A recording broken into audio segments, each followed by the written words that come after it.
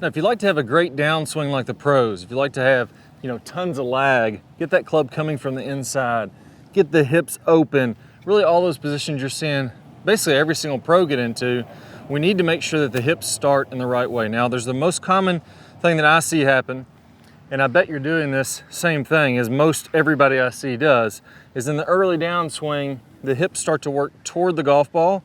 If you were to draw a line on the back of your hips there, you would see that they come off that line. We lose our posture a bit, we start standing up, and that forces us to flip just to be able to reach the golf ball. Also, your hips may not open enough when you're doing that. Well, this chair can actually help you with that. And what I want you to feel is as you start your downswing, the very first move, before you even open up the body, is to sit into this chair. So that's gonna be the very first feeling that you're having. And you're probably thinking, Clay, that looks ridiculous. Nobody's gonna sit that low into a chair. Nobody's gonna squat that much. Well, I'm telling you right now, that's the feeling that you need to have. Of the thousands of golfers that I've seen, I don't think I've ever seen anybody over-exaggerate the squat move that wasn't a scratch player or better. I've seen tons of players that go the opposite way. They'd be getting the rear end farther from that chair, standing up toward the golf ball. Now, another common mistake when we're doing this, it's not just a squat. That's the first thing that I want you to feel. But as soon as you start down, what I actually want you to do, and this is a great example with this chair because it swivels, I want to think about sitting in this chair and opening the chair up at the same time. So not only am I sitting, but I'm letting the chair open up. What I'll see a lot of players do, especially if they tend to have the hips go toward the golf ball, those hips never open.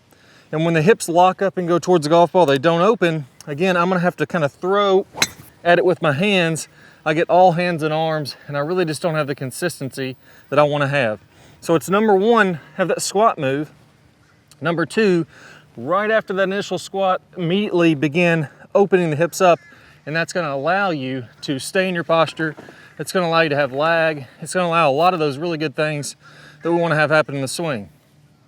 So watch this swing here, where I feel like I exaggerate as much as possible. I feel like I'm exaggerating 10 times too much, and we're gonna see that it doesn't really look that exaggerated. It looks like a pretty daggone good swing when I get the feel of sitting in that chair and rotating at the same time. There we go, and I hit that one fantastic, right down the middle of the fairway. Now, there's a couple things that I want you to focus on when you're doing this. Number one is when my hips go toward the golf ball, look where my weight goes. It's way up on my toes. You'll notice my heels are even off the ground here. So as you get that initial squat move, you're gonna feel like your weight goes back to your toes. You may even feel like, to your heels. You may even feel like both of your toes kind of pop up off the ground, like you're really digging into your heels. That's when you're sitting at the same time. Now to open, I wanna feel like my weight starts to transition to the inside of my right foot. So right here, all along the inside of my right foot. And I wanna feel like my left foot may even roll open a little bit. We could let the foot rotate like this, which is a pattern you're gonna see in most pro golfers. Or if you keep it a little bit more still, you're at least gonna see the inside of the foot kind of come off the ground a little bit. That's basically what you'll see with all PGA Tour players. You're not gonna see anybody keep that foot flat on the ground like that. There's just no mobility when you're doing that. So as you get that squat and turn, weight goes back to the heels, inside of the right foot, outside of the left foot, and I think it helps a little bit to get that left foot to kind of even pop open a little bit, at least 45 degrees open. That's gonna allow you to really get through that shot. Now, I wanna be honest with you. If you do that, you may hit some terrible shots. And let me explain exactly what I mean by this. Most players that tend to get the hips going toward the golf ball, get that club shaft a little steep, and if I keep this same steep position, but now I squat and I rotate, look where that club is. It is so far outside, it's unbelievable. If I hit a golf ball from here, I'd just be chopping straight down on it. It'd be this big weak slice that wouldn't be any good. So there's two pieces that have to happen if we're gonna hit it good like the pros are doing from the pro body movement. So if I'm gonna sit and rotate, I'm gonna squat and rotate, I don't want the club here, I want the club much shallower, and I want the face squaring up much earlier. So if I don't shallow out that club and square up that face earlier, this sit and rotate isn't gonna work. You're only gonna get more over the top and hit bigger slices. So piece number one is what we worked on here today. Get the hips working better in the downswing. And then piece number two, we need to shallow out that club and square up the face. Now I have a bonus video, it's called the tennis racket drill. It's gonna be fantastic for this. It's gonna show you exactly how to get that face squared up and the proper wrist motions to make that happen, which is where a lot of people go wrong. We never get the wrist motions right, and once you unlock those wrist motions, it's all gonna make sense. You're gonna see how you could sit and rotate, how you could get that club shallow and from the inside, and everything would square up. You'll still have that nice, powerful draw. So I'll play a preview of that video here in just 1 second. All you need to do is go ahead and click on the card that you'll see somewhere up on your screen. And don't worry if you don't see one of those cards.